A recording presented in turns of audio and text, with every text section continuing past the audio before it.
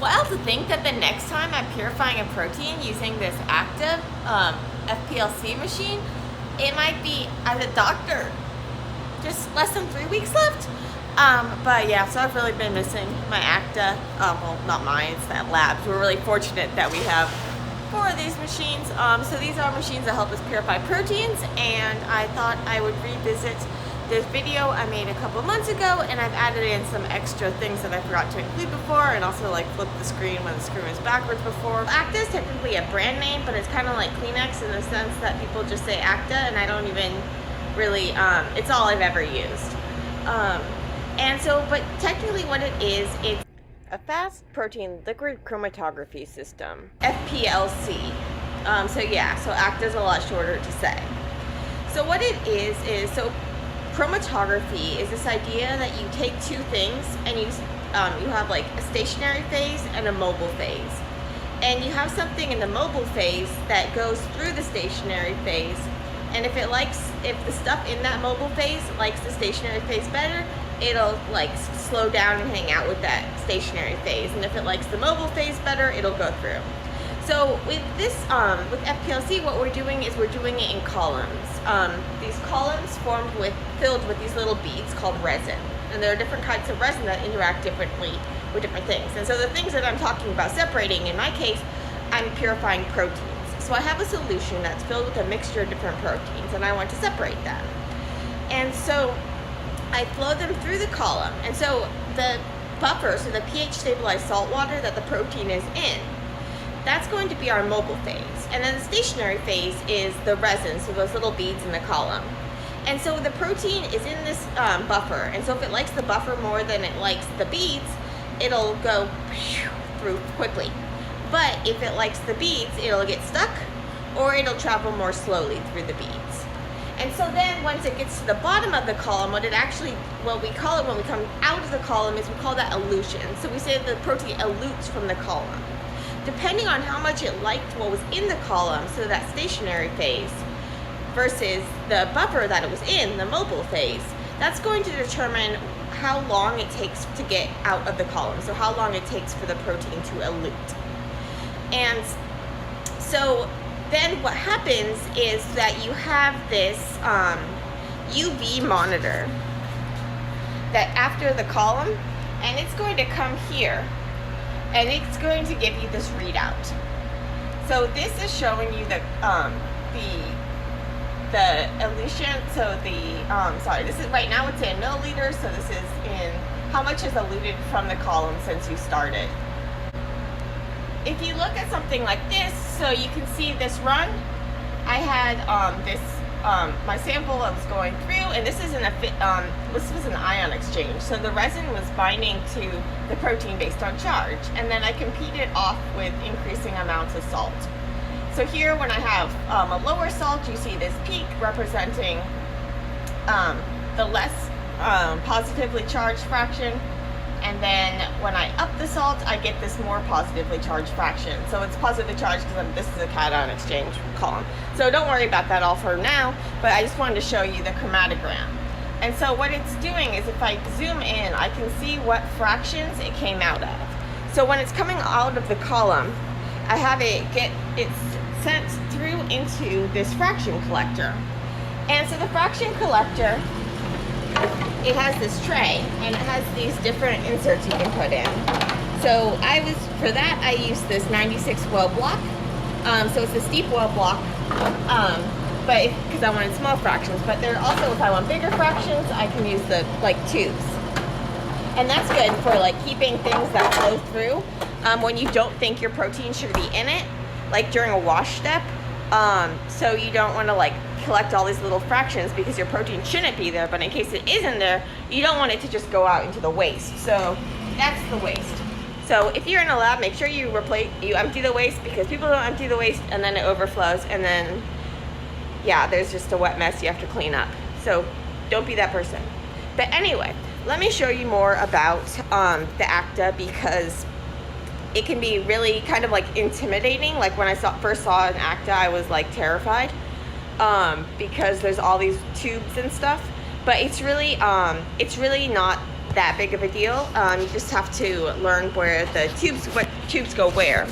So if you're using the AKTA with the Unicorn software, what's really nice is that it has this flow path monitor. So you can see that you have these inlets. So that's where your buffers are going to go. They go through these pumps.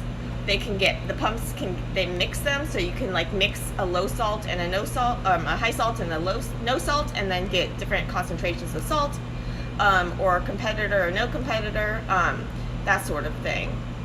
There's also this other line which goes to the sample pump, and so this has you can have it go pump up your sample or buffer to like chase your sample or whatever in some of the methods. But anyways, so that's going through the sample pump line, and it goes into here, and here's like the central hub where it's kind of like a subway with a bunch of different tracks. So you can think of the tubing as all these different tracks, and there's different like valves that can send it one place or another. So we have this, you can have a loop, so you can hold your sample in this loop until you're ready for it to inject onto the column. And you choose what column you want, so there's different column positions, and then you can choose if you want it to flow up or down.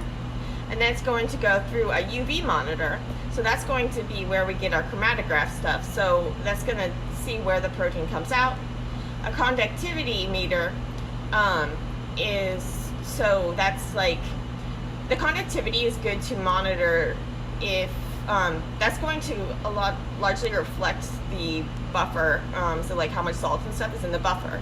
But it's good for seeing if your column is equilibrated, because if you change the buffer to equilibrate it, so get the column all filled with the new buffer, then you want to make sure that the conductivity stabilizes at the new point. Then it goes through a pH sensor, and then the outlet. So right now it's just in this wash phase, so it's going to the waste, but you can also set it to go to the fraction collector. So let's look at where these things are actually on the AKTA. So this is an AKTA Pure. This is the one that I'm used to using the most. Here's an older AKTA. You can see this is the AKTA Explorer. I'm really lucky in that I'm in this structural biology lab where we do a ton of protein purification. So we actually have 4 AKTAs. So we have 3 AKTA Pures and 1 Explorer. And we have these deli fridges. So we keep everything cold in here to keep our proteins cold and happy. In undergrad, we only had this like little bench top AKTA, and it didn't have the fridge, so we had like a column around the column that actually like had a water bath that was keeping it cool. But anyway, so here is the AKTA. So you can see that you can put different columns in. So these are size exclusion columns, so separating based on size. This is a cation exchange column, so that's what I was talking about before when you get positively charged proteins to bind and then unbind. There are also, so you can see the columns are different shapes and sizes, so you can also get columns in different sizes. Here are some his trap columns, and so these screw in like this actually, and you can link up so this has 2 in a row for some extra capacity. And then we also have like super long size exclusion columns too. If you see like a Superos or a Superdex, those are like size exclusion chromatography ones. If you see like a Q or an S, those are cation exchange. And then you have like his trap, which is for like nickel affinity and metal IMAC. And then you have all sorts of different ones, like there's heparin columns, there's all sorts of different things. But then there's also all sorts of different widths and different lengths. And so you'll see like Superos 10 300, so like the 10 is referring to like the diameter or this or whatever, so like how big it is this way, and then the 300 is like the length. So you'll see like that 550 is a little one, and it's shorter. But what's going to happen is, so you have your buffer lines, and so right now they're all just in water. So we put water with sodium azide in it to keep fungi and stuff from growing. Then that's going to, they have these buffer lines. And the buffers, so we have like we have A1 and A2 and B1 and B2. And so those are the buffer pumps and mixers. So you can mix and match like an A and a B, but you can also use A1 and A2 separately, but you can't like mix A1 and A2. But anyways, yeah. So once it goes, the buffer lines are going to put things onto your column if you tell it to do that. Then once you go through the column, so you can see these tubing lines going into the column and out of the column. And so these tubings are really thin, so you want to make sure that your protein is filtered before you try putting it through this stuff. These are the sample loops. So this is where you can like hold your protein. So you can inject it into here and hold it in here until you're ready for it to come out. So how you get the sample into those loops. So basically when you're using a sample pump, you stick like one of these lines into your sample, and then this sample pump will like pump it up. And so there's actually like, I think we have 6 sample lines. So we can set it up to like, set up a method so it'll run one and then the next and then the next and the next. So it's like S1, S2, S3, S4, S5, S6 or whatever. But we also have these sample loops. So this is where it like holds the sample before it goes on. And so there's different size loops. So we have like 500 microliter, 1 mil, 2 mils, when we have that like super loop and all of this different loop sizes depending on what you need. And then we have this injection port. So this is just a guide. So the port's like this, and then this helps you like guide your syringe. You want to be careful that this syringe thing isn't clogged. One time we had like a piece of a syringe needle like clogged in there, and then we were losing samples. So when you're like injecting your sample in, you want to do it like slowly but steadily and make sure there's not like liquid coming out of the hole, or like so it's not like actually you're gonna be losing stuff if it's not actually going in there. When it comes to the syringes, you have some different options. This is like we have these like Hamilton syringes. These are my favorite. So they're actually like glass, and there's ones with different sizes, and then this pulls up. What I like to do is I wash it out 3 times with water. So I just stick it in the AKTA azide water, pull it up, shoot it out into the waste, and I do that 3 times.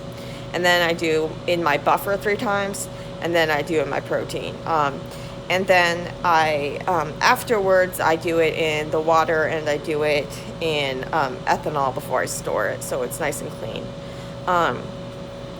So you want to then, you just like suck up your sample slowly but steadily, try to avoid bubbles, and then slowly but carefully inject it in. So with the sample loops, so if you're going for maximum like recovery of protein or whatever, you want to have like a half, quarter to a half, I think, of the loop volume. So if it was if I had 500 microliters of sample, I would use the 1 mil loop. But the caveat is that if you're doing this, you're often doing this with like a size exclusion, and there you don't have concentration.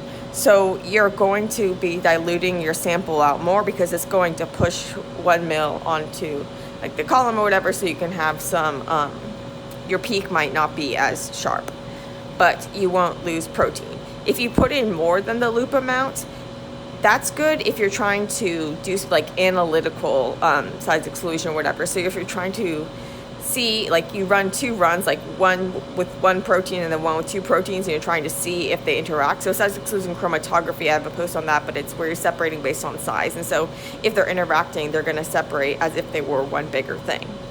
And so there you want to have like equal amounts when you're running it like with and without or whatever the second thing. So if you load more than the loop volume, then you're going to have equal amounts. So that ensures that you have that full loop volume's worth, but then you're going to lose a little. So it depends on what your goal is. So those syringes, they come with like the needle on them. Then we also have, you can stick these tips. We just have these metal tips that you can stick onto the ends of just like the plastic tips that you normally stick with like syringes like this, but we have these metal ones that we stick on, and make sure you clean them out for the next person as well. Another thing, when I wash the syringes, just to be careful, don't pull don't pull the stopper out all the way. You have to be careful when you're like doing that into the buffer or whatever. Like I've had a number of times where I've accidentally like dropped this part has come out and the syringy part has actually like fallen in the buffer, and it's not fun to try to get out. This is an air sensor because you don't want air to get into your column. That's really bad for the column. So it has an air sensor to prevent that. Some other things it has. So this is the UV monitor. These are just holders, clamps for holding things. Some more mixers. Yeah, that's most of this stuff. Yeah, so, but the basic thing to keep it, so here's the conductivity meter. So the most important thing to keep in mind is that you just want to make sure that you keep track of where which tube goes where, and you can always refer to like the user manual, which is helpful. Those tubes that you might see. So this is the sample mixer and the sample pump. That tube next to it is filled with an ethanol solution that like backfill, like cleans the system type stuff. So you need to replace that periodically, and a lot of people don't, which is not good. So don't be that person either. So a key thing to keep track of is you want to make sure that there's no air in your line. So see, this line is dry. What you can do if there's air in a line is, so it should give you an error, but what you can do is you can actually like use a syringe to manually prime it. So you set it to like go to run, and then you actually like pull to help get that air out. So if you have air in your column, it can cause these problems. One of the signs that you have air in your column is if you get like if you look at your chromatograph and you look at the system pressure, it's gonna like be all, the conductivity is gonna be all spiky and jaggedy, and if you look at the fractions, they're gonna be different sizes. So that can be a big problem. So always check your line. I like to manually prime mine before the runs, even if I can't see any air, because I've had some bad experiences. So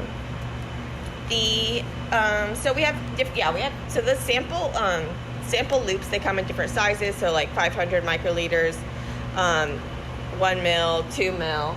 We also have this thing called a super loop. So not every AKTA has the sample pump. So the sample pump is really great because we can stick one of those lines into the sample and it will suck it up for us. But if you don't have one of those, or if it's broken, which happened to me once, you can use this thing called a sample, like a super loop, and you fill it up and you attach it like it's a sample loop. So it's like it's holding it, but it holds a ton of volume. I forgot to tell you about the pressure monitors. So there's a pressure monitor before it goes into the column and after it comes out of the column. So the pressure monitor before the column gives you the pre-column pressure. The pressure monitor after the column gives you the post-column pressure. And the difference between them is the delta column pressure. And so you want to set the, if you're using it manually, you want to set the pressure limit. So each column has different pressure limits. And you can find these in the column handling function.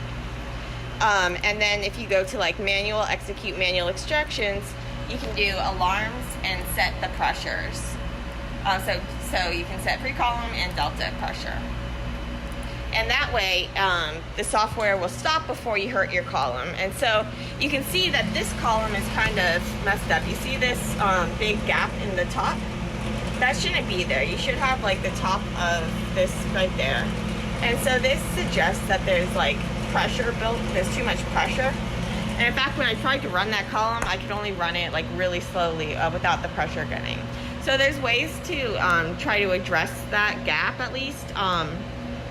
And you can actually remove the top and try to probably like replace the filter on the top and then put it down. But it's really bad when you have that with size exclusion columns, because then it changes the elution volumes and stuff, so that's not good.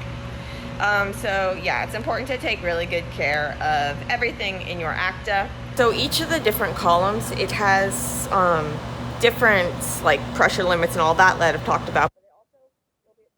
Like manuals for them, and they each have different recommended like cleaning and storage procedures and that sort of thing.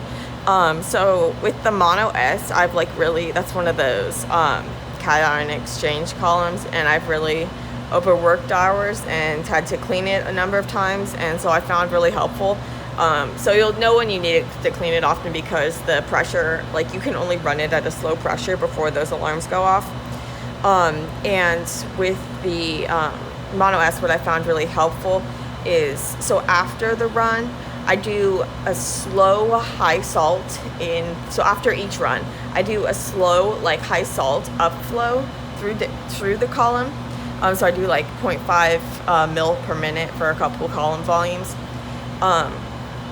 Before I do like the wash through with water, to try to just kind of like help degunk stuff. And then if I really need to do like a deep clean, they have a protocol where there's like a ethanol wash, but also is if you do like an overnight digest with pepsin.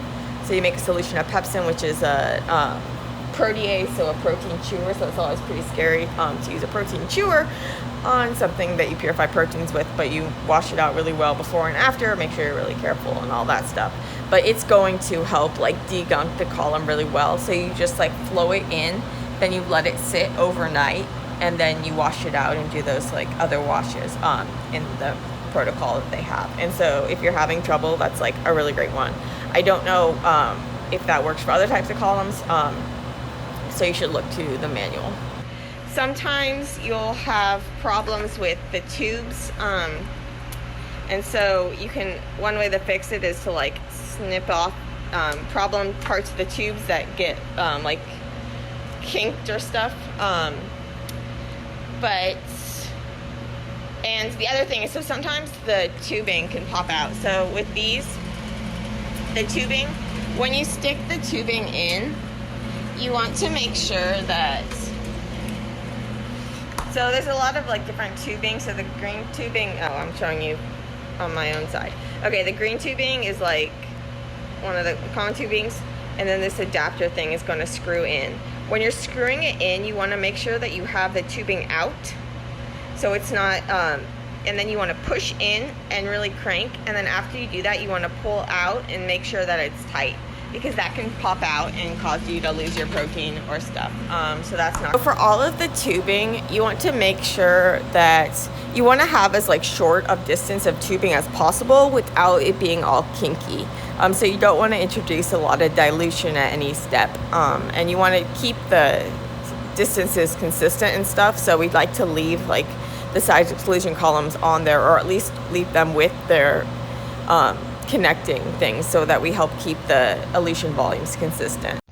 If you're wondering about that, like, have you bypassed note I have on my screen, that's because when you're injecting into the sample loop, you want to make sure that you have your method, you don't have it set to do a loop wash after you've injected it, because then you'll lose your sample. So normally what I do is like I start my method, and then I have the sample loop position set to bypass, and then I change it to the position I want before I inject onto the column, and then you change it back to bypass before I move on to the next step in the method. And so too many times where I've lost my sample, so I put that note there to remind myself to set it back to bypass before continuing on with the method, so that and I don't think it's actually like a loop wash, it's like washing some sort of connection valve or something, I don't know. But anyway, you lose some sample and it's not good, so bypass.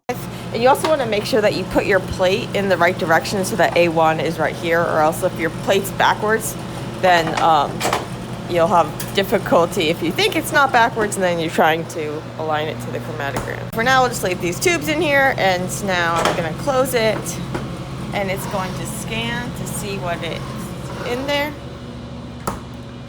And then if I go to view fraction collector content, you can see that it recognizes that there's this tube plate there.